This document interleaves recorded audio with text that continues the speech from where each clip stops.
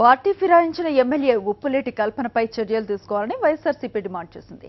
ఈ మేరకు ఆ పార్టీ ఎమ్మెల్యేలు పిన్నెల్లి రామకృష్ణారెడ్డి, దాడిశెట్టి రాజా, వై విశ్వేశ్వర్రెడ్డి అసెంబ్లీ కార్యదర్శిని కలిసి ఫిర్యాదు చేశారు.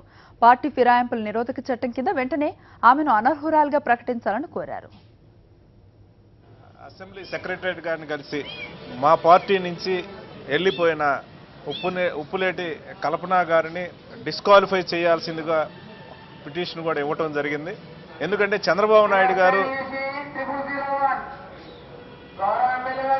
మా పార్టీ సింబల్ మీద మా పార్టీ మీద గెలిచిన ఎమ్మెల్యేలని కొంతమందిని ప్రలోభపెట్టి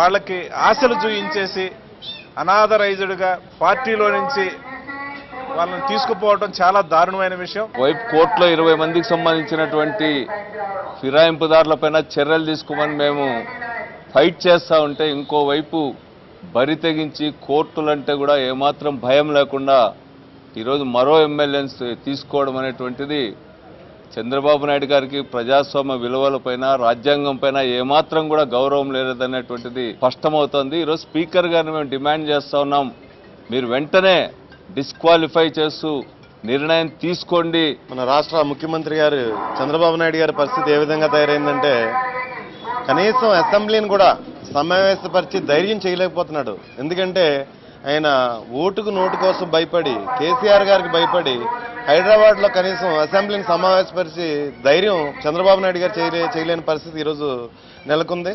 అదేవిధంగా అదే ఓటుకు నోటు కేసుకు భయపడి కేంద్రం దగ్గర ప్రత్యేక హోదాని తాకట్టు పెట్టేసిన సంగతి మనం అందరూ చూసాం.